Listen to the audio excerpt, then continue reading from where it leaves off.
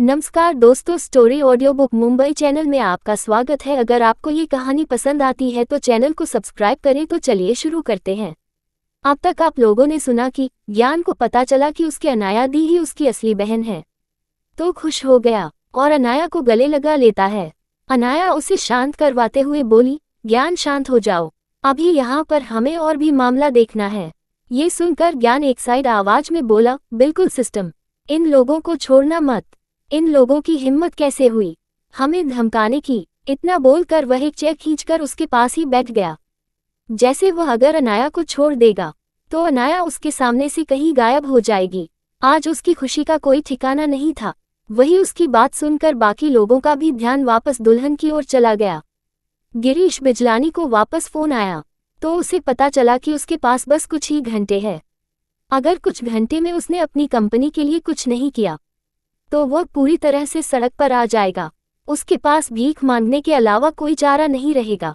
यह महसूस करके और फोन वाली इंसान की बात सुनकर गिरीश बिजलानी को इतना गुस्सा आया कि वह एक कदम आगे बढ़ते हुए दुल्हन की ओर देखकर गुस्से में बोला, बस अब बहुत हुआ। कड़वी, चुपचाप नीचे आओ, हमारे पास अब और वक्त नहीं है। और जिंदल परिवार पर एक तमाचा मारो कि तुम कौन हो। तभी उनके कानों में एक आवाज आई, पापा मैं यहाँ हूँ। हर कोई वह आवाज की देखता है। सबको लगा कि यह मंडप में बैठी हुई दुल्हन की आवाज है, लेकिन आवाज दूसरे कोने से आ रही थी, जहां पर जिंदल विला का बेक्यार्ड था। वहां पर ज्यादातर लोग जाते नहीं थे, बस कुछ चीज ही रखी हुई थी। वहां से एक लड़की दुल्हन के लिबास में बिखरे मेकअप के साथ आगे बढ़ रही थी। उस लड़की को देखकर हर कोई चौंक गया, क्योंकि यह कोई और नहीं काजल यानी कि काशवी बिजलानी थी। मेरे रीडर, अब हम काजल को काशवी बिजलानी ही कहेंगे ताकि हमें कंफ्यूज ना हो। वही काशवी को वहां देखकर गिरीश बिजलानी चौंक गया। अगर काशवी वहां थी तो मंडप पर कौन था? जिंदल परिवार को भी यह जानना था कि हर्षद जिंदल की शादी किससे हुई। सबसे ज्यादा अगर किसी को गुस्सा आ रहा था तो वह थी भवानी शेरगिल। अब तक उसके दिल में यही था कि मंडप पर काशवी है, जिसकी वजह से वह फुदक रही थी। वह दिल ही दिल में खुश हो रही थी कि यह शादी हो गई, लेकिन अब उसके सारे सपने टूट चुके थे। अब उसे उस लड़की पर गुस्सा आ रहा था जो मंडप में खड़ी थी। काशवी धीमे चलकर अपने पापा के पास आई और रोते हुए बोली, डैड ये सब कुछ क्या हो गया? फिर वह मंडप की ओर देखकर गुस्से में बोली, तुम कौन हो और तुम्हारी हिम्मत कैसे हुई मेरी जगह पर शादी करने का? मैं तुम्हें छोड़ूंगी नहीं, मैं इस शादी को नहीं मानत। तुम जो कोई भी हो, मेरे सामने आओ। तुमने मुझसे मेरा हर्षद चुराया है। वही उसकी बकवास सुनकर भवानी शेरगिल से भी रहा नहीं गया, तो वह गुस्से में बोली, सही बात है, इस तरह से धोखा देना कौन सी अच्छी बात है? कौन हो तुम और तुमने हर्षद से शादी क्यों की? चुपचाप नीचे आओ और अपना चेहरा दिखाओ, वरना तुम्हारे लिए अच्छा नहीं होगा। वैसे तो जिंदल परिवार भी यह जानना चाहता था कि दुल्हन कौन है, लेकिन उन लोगों के दिल में एक खुशी भी थी कि कम से कम दुल्हन काशवी नहीं थी। लेकिन फिर भी वह चिंतित थे कि सच में मंडप में कौन बैठा है। लेकिन मोहन जिंदल और बाकी के परिवार को भवानी पर भी गुस्सा आ रहा था, क्योंकि मंडप में जो भी लड़की थी उसकी वजह से तो वो इतनी बड़ी मुसीबत से बचे थे। लेकिन भवानी को देखकर ऐसा लग रहा था जैसे वो यह चाहती थी कि जिंदल परिवार मुसीबत में पड़े। अब तो हर्षद से भी रहा नहीं गया, तो उसने अपने हाथ तुरंत अपने पास खड़ी हुई लड़की की ओर बढ़ाए और उसका घूंघट उठाकर सिर पर रख दिया। जैसे ही घूंघट उठा, हर किसी की नजरें दुल्हन पर ही चली गई।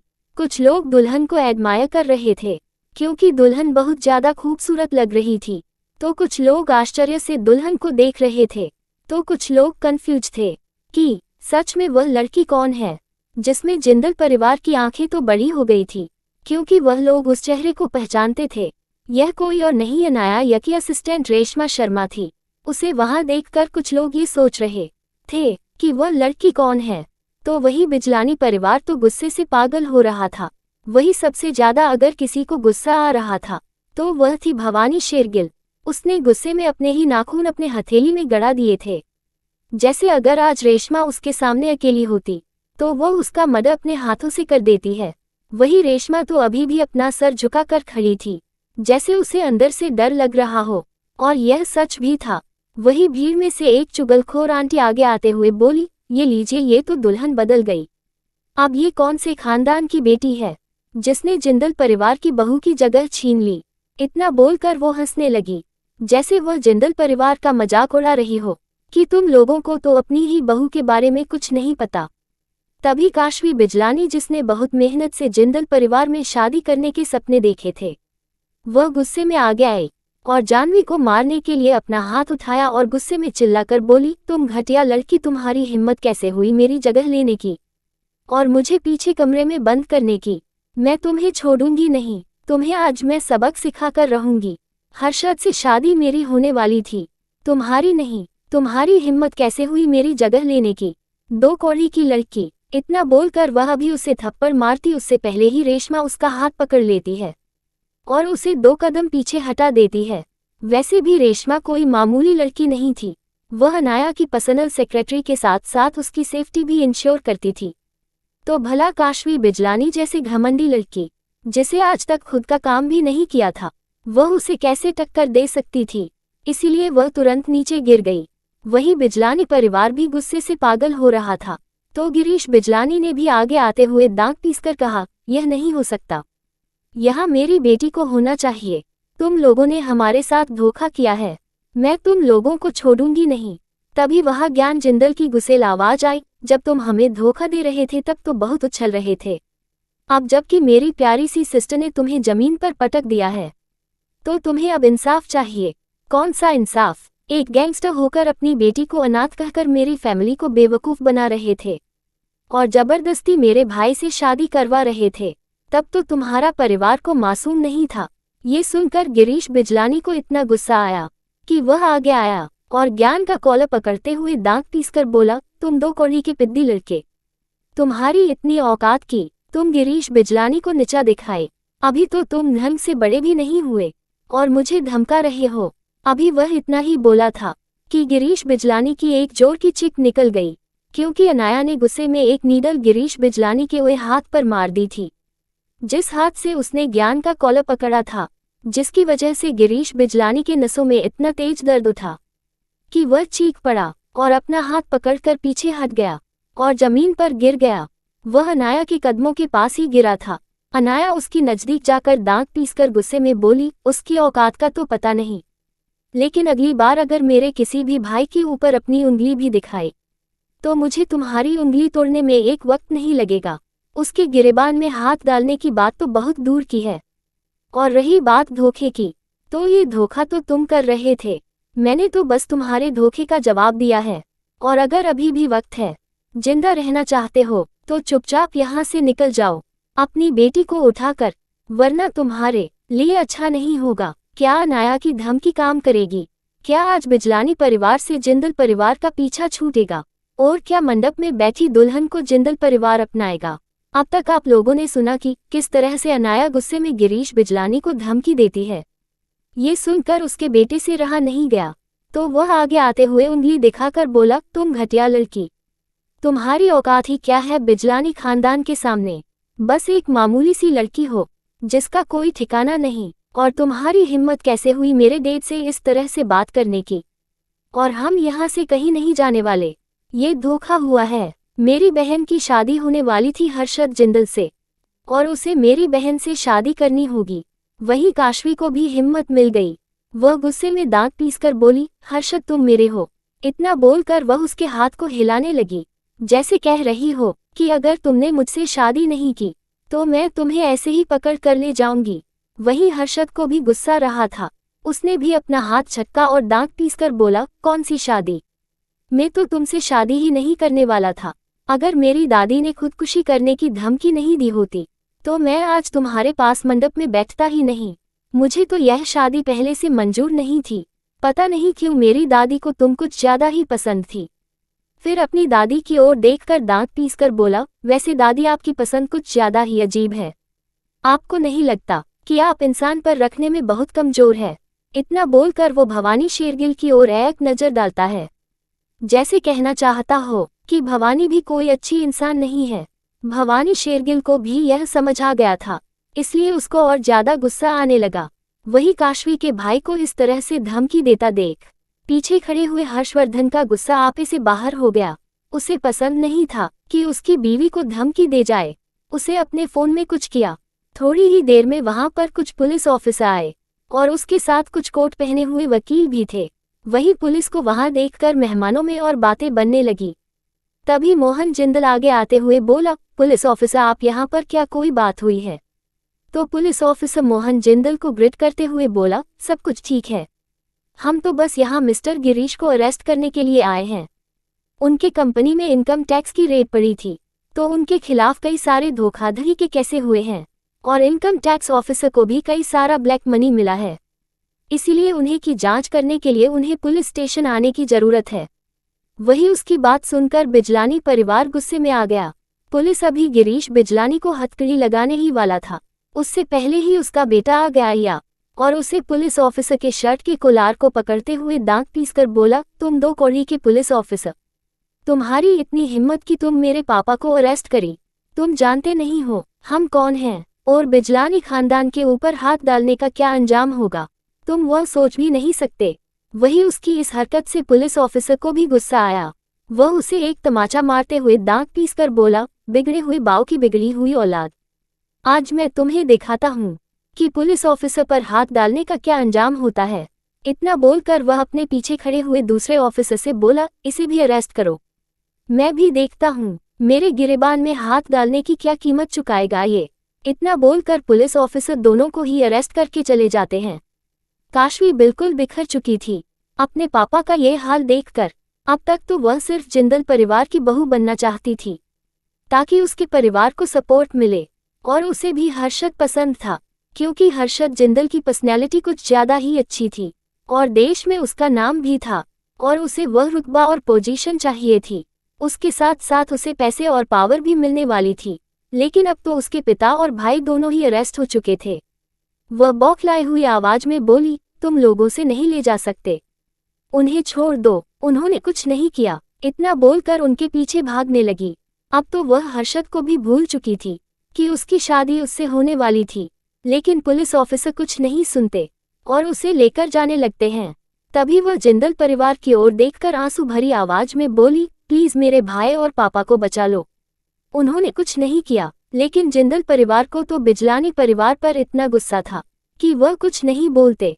तभी आखिर में वह भवानी शेरगिल के पास जाकर रोते हुए बोली, आंटी आप तो कुछ कीजिए, प्लीज आप मेरे भाई और पापा को बचा लीजिए, उन्होंने कुछ नहीं किया। तो भवानी शेरगिल भी हर छुपाते हुए बोली, इसमें मैं कुछ नहीं कर सकती, वह तुम्हारे पापा के काले कारनामे है, जाओ जाकर वकील से बात करो, और इस तरह से मुझसे बात करने की हिम्मत कैसे हुई तुम्हारी?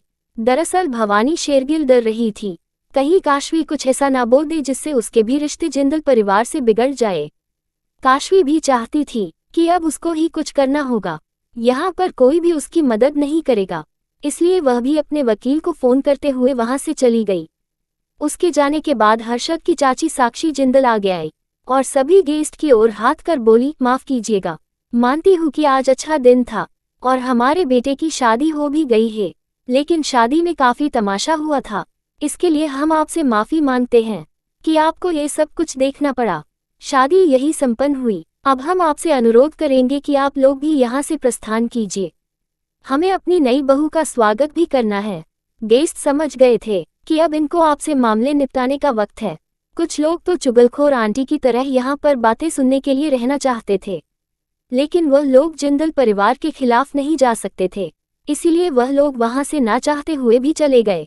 उनके जाते ही पूरा हॉल शांत हो गया और पूरा परिवार बस एक दूसरे को देखने लगा। अब बारी थी भवानी शेरगिल की। वह गुस्से में दांत पीसते हुए रेशम की ओर बढ़कर बोली, तुम घटिया लड़की, तुम तो अनाया के दोस्त हो, तुम्हारी हिम्मत कैसे हुई शादी के मंडप में बैठने की, और तुम्हें क्या लगता है जिंदल परिवार तुम जैसी मामूली सी लड़की को अपनी बहू बना लेंगे? तुम्हारे खून खानदान का कुछ पता नहीं है, तुम्हारी औकात भी है जिंदल परिवार की बहू बनने की, और तुम्हारी हिम्मत कैसे हुई शादी के मंडप में बैठने की, वह भी किसी से इजाजत बिना? तुम्हें पता भी है तुमने क्या गलती की है? उसे इस तरह से भड़कता देखकर जिंदल परिवार को भी गुस्सा आया। सबसे ज्यादा अगर कोई गुस्सा था तो वह थी अनाया। अनाया डीप मगर कड़क आवाज में बोली, मिसेस भवानी लगता है आपको कुछ ज्यादा ही प्रॉब्लम है रेशमा से, और आप उसके खून खानदान की बात कर रही है। मैं पूछना चाहती हूँ आपका खानदान कौन सा है और आपकी क्या औकात है कि आप जिंदल परिवार को अपना कह रही है। जिंदल परिवार के लिए आप भी सिर्फ एक नाम की बेटी है। आपके अंदर भी एक मामूली से नौकर का खून ही बहता है जो जिंदल परिवार के लिए काम करता है। तो अच्छा होगा अपनी जबान पर काबू रखें। वही उसकी बात सुनकर तो जहां अनाया के तीनों भाइयों के चेहरे पर 440 वोल्ट की स्माइल आ गई थी। वह अपनी दादी की वजह से कभी भी भवानी शेरगिल को कुछ कह नहीं बता पाते थे। उसकी दादी हमेशा ही उसके आगे आ जाती थी, लेकिन आज बात अलग थी। आज अनाया ने बहुत अच्छे से उसे सबक सिखाया था। वह तीनों तो अंदर ही अंदर अनाया को एडमी कर रही थी, जैसे कह रहे हो मेरी बहन बहुत अच्छा काम किया। और तभी भवानी शरीर की बेटी सारा आगे आते हुए गुस्से में बोली, तुम घटिया लड़की, तुम्हारी हिम्मत कैसे हुई मेरी मॉम से इस तरह से बात करने की? इसमें जिंदल परिवार की भूल है। तुम्हारी हिम्मत भी कैसे हुई कि तुम हमें नीचा दिखाओ? अनाया सारा को क्या जवान देगी? और क्या अनाया इन सब को सारा सच बताएगी? और क्या हर्षवर्धन इन सब के बाद आने वाली नई मुसीबत से अनाया को बचा पाएगा? अब तक आप लोगों ने सुना कि शादी में तमाशा होता है और भवानी शेरगिल और अनाया के बीच में बहस हो जाती है, जिसकी वजह से सारा अनाया को नीचा दिखाती है। लेकिन ये बात जिंदल परिवार को पसंद नहीं आती, इसलिए ज्ञान जिंदल गुस्से में बोला, और तुम्हारी हिम्मत कैसे हुई मेरी सिस्टर को इस तरह से नीचा दिखाने की? तुम भूल रही हो कि वह जिंदल परिवार की असली नातीन है। और रही बात भवानी बुआ की, तो अनाया दीदी ने कुछ गलत नहीं कहा है। उस बिजलानी परिवार की बेटी को वही लाई थी हर्षद भाई के साथ शादी करने के लिए, और कह रही थी अनाथ लड़की है और बहुत संस्कारी है, बहुत अच्छी लड़की है, खुद के पैरों पर खड़ी होने वाली है और बहुत खुददार है। क्या ये खुददार है? देश के सबसे बड़े क्रिमिनल खानदान से आई थी वह, जिसके साथ जिंदल परिवार की दुश्मनी थी। और भवानी बुआ तो कह रही थी कि वह एक अनाथ आश्रम में बड़ी हुई है और उनके सामने ही पली बड़ी है। मैं पूछना चाहता हूँ कि वह जानबूझकर इस क्रिमिनल खानदान से जिंदल परिवार का रिश्ता क्यों करवाना चाहती थी? वही उसकी बात सुनकर भवानी शेरगिल तो लगभग बेहोश होने वाली थी। डर वजह से वही सारा के अंदर की हिम्मत भी जवाब दे गई, क्योंकि इस बात का जवाब तो उसके पास भी नहीं था। तभी भवानी शेरगिल हमेशा की तरह रॉब की एक्टिंग करते हुए बोली, ज्ञान बेटा, इसमें गलती मेरी नहीं है। वह मुझे सच में उस अनाथ आश्रम में मिली थी। अक्सर मैं उसे अनाथ आश्रम में चैरिटी करने जाती हूँ। मेरी मुलाकात वही उसे हुई थी और वहीं पर मुझे पता चला था कि उसकी परवरिश वही हुई है। मुझे नहीं पता था कि वह सब कुछ झूठ है। मेरा यकीन मारो, मैं अपने परिवार को भला इतनी बड़ी मुसीबत में कैसे डालूंगी? इतना बोलकर वह रोने लगी। उसकी एक्टिंग बहुत अच्छी थी। अनाया एक पल के लिए उसे देखते हुए मन ही मन बोली, इसीलिए शायद जिंदल परिवार इतने सालों से बेवकूफ बना रहा है, क्योंकि भवानी शेरगिल की एक्टिंग कुछ ज्यादा ही अच्छी है।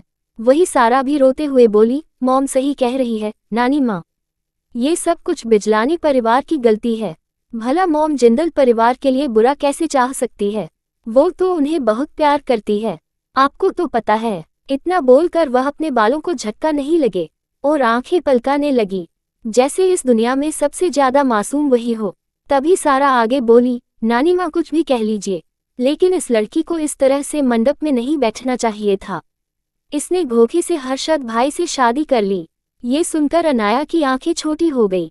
वह दोनों एक्टिंग करती माँ बेटी की ओर देखकर व्यंग भरी आवाज में बोली, उसने धोखे से नहीं मेरे कहने पर शादी की है, और अगर वह मंडप में नहीं बैठी होती तो अब तक काशवी भी हर्षद भाई की बीवी बन चुकी होती। और तुम लोगों को क्या लगता है मैंने गलत किया है? इतना बोलकर वो खतरनाक नजरे से सभी को देखती है, जैसे अगर किसी ने उसे गलत कहा तो वो उसे छोड़ेगी नहीं। तभी ज्ञान, जिसे ये पसंद नहीं आया था कि वह लोग उसकी बहन के खिलाफ जा रहे हैं, तो वो गुस्से में सबको और देखकर बोला, आपको क्या लगता है अगर अनाया दी यह नहीं करती तो क्या होता? एक रिप्यूट मिलिट्री खानदान किसी गैरकानूनी काम करने वाले खानदान से जुड़ जाता। वह ही उसके बाद जिंदल परिवार को कतनी बेइज्जती सहनी पड़ती। और दी ने तो हमें बचाया है। ये सुनकर भवानी शेरगिल उसे घूरते हुए बोली, तुम छोटे हो, अभी तुम्हें कुछ पता नहीं है। इन जैसी लड़कियां अमीर खानदान देखकर फायदा उठाती है। पता नहीं कौन सा खानदान है उसका, और उसने हर्षद बेटा से शादी कर ली। हम ऐसे सड़क से उठाई हुई लड़की को अपने घर की बहू कैसे बना सकते हैं? इसके तो कोई खून खानदान का भी पता नहीं है। तभी उन सबके कानों में मोहन जिंदल की कड़क आवाज आई। वह गुस्से में बोले, बस करो भवानी, बहुत सुन ली मैंने तुम्हारी बकवास। मैंने तुम्हें इतनी छूट नहीं दी कि तुम मेरे परिवार की बहू को इस तरह से बेइज्जत करो।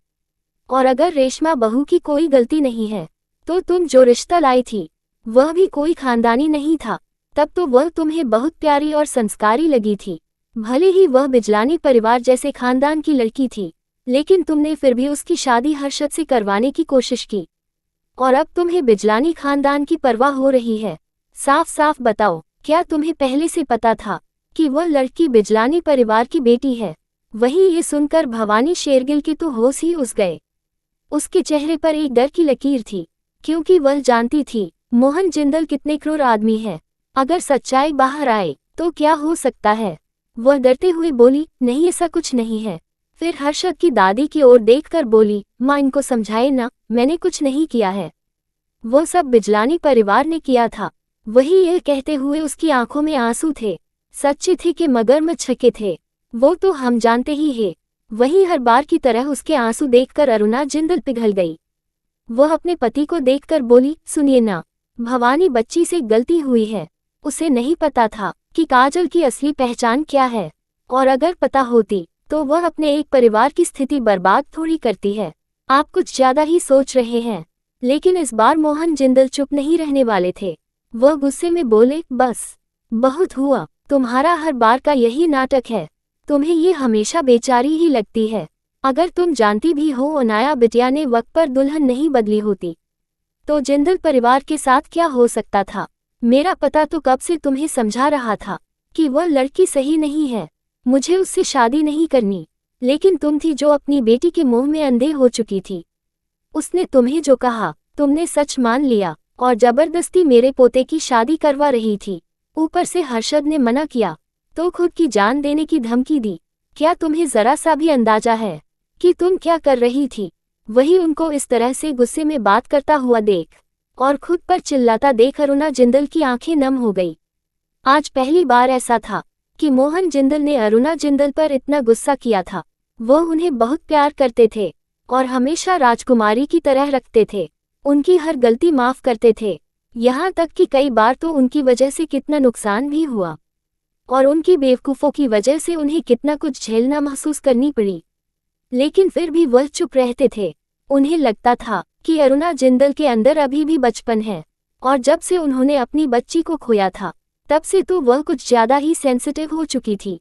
इसीलिए वह उनका कुछ ज़्यादा ही ध्यान रखते थे और उनकी हर नाजायज़ मांग को भी पूरा करते थे। लेकिन आज पानी उनके सर से ऊपर चला गया था। आज उनकी बीवी की गलती की वजह से बात पूरी जिंदल परिवार की रेपुटेशन पर आ गई थी, और एक मिलिट्री बैकग्राउंड से आने की वजह से उनके लिए उनका रुतबा रेपुटेशन ही सबसे ऊपर आई था। वह अपने खानदान को इस तरह से बिखरते हुए नहीं देखना चाहते थे। इसीलिए वह गुस्से में अपनी बीवी को देखकर बोले, अब जाओ और कमरे में जाकर खुद ये सोचो कि तुमने क्या गलती की है, और तुम्हारी सजा यह है कि तुम 24 घंटे तक किसी से भी बात नहीं करोगी और अपने कमरे से बाहर नहीं निकलोगी। वहीं उनकी बात सुनकर अरुणा जिंदल परेशान होकर उनकी ओर देखने लगी, लेकिन उनकी आंखों में आए हुए गुस्से को देखकर वो तुरंत अंदर चली गई। अब तक वो सुबकने लगी थी अपने पति का इतना खतरनाक अंदाज देखकर। वही भवानी शेरगिल तो डरते हुए बोली, अब हमें भी चलना चाहिए, मेरी तबीयत कुछ ठीक नहीं लग रही। इतना बोलकर वह अपनी बेटी की बाहों को पकड़ते हुए लड़खड़ाने की एक्टिंग करते हुए बोली, चलो सारा मुझे घर ले जाओ, मुझे भी दवाएं लेकर आराम करना है। इतना बोलकर वह भी चली गई। अनाया जिसके सिर पर चोट लगी थी, वह नहीं चाहती थी कि जिंदल विला में अभी इसके बारे में पता चले। वह भी अपनी जगह से खड़ी हुई और सारा की देखकर बोली, मुझे अभी जाना चाहिए। लेकिन तभी ज्ञान उसे रोकते हुए बोला, आप कहाँ जा रही है? यह आपका ही किया कराया है। वो उसका सर से हिलाकर बोली, शांत हो जाओ, मैं सुबह आऊंगी, अभी मुझे कुछ काम है। इतना बोलकर वह हर्षवर्धन के साथ चली गई। क्या अनाया के अंदर कोई राज छुपा हुआ है, और क्या भवानी शेरगिल निकल पाएगा? अगर आपको अगला एपिसोड चाहिए तो लाइक करें, कमेंट करें और चैनल को सब्सक्राइब करें।